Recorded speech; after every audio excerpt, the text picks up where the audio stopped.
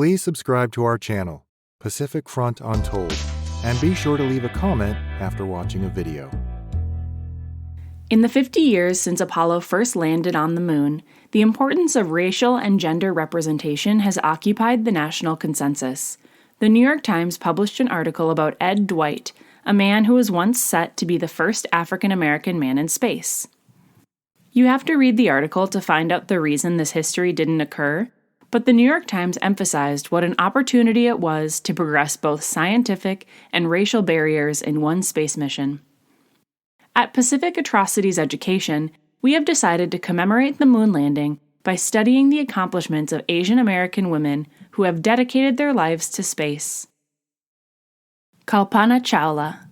Chawla was born in India and moved to the United States to complete her education and eventually her space training with NASA. She was the first Indian-born woman in space and completed several space missions throughout her career. When she returned from her first space mission in 1997, she reflected, "I never truly thought of being the first or second someone or being a small-town girl.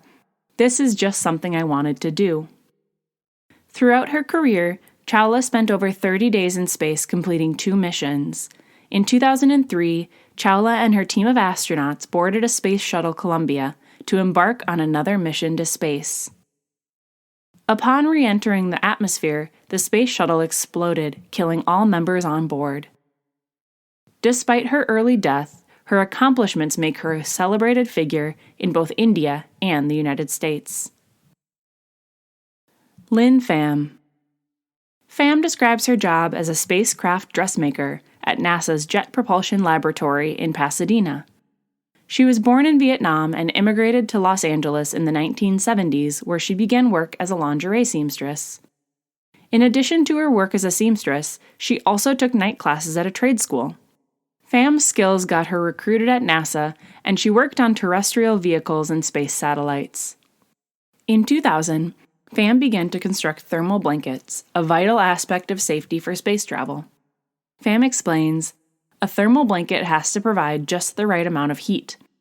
Not too much and not too little, for the spacecraft to operate correctly." She still makes thermal blankets for space missions. She believes her career demonstrates that it is never too late to learn and take classes.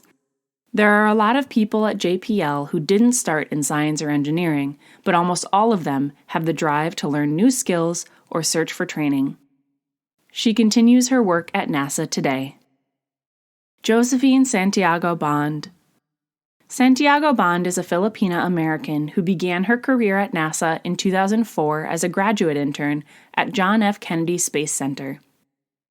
Today, she is a systems engineer and head of the Advanced Engineering Development Branch.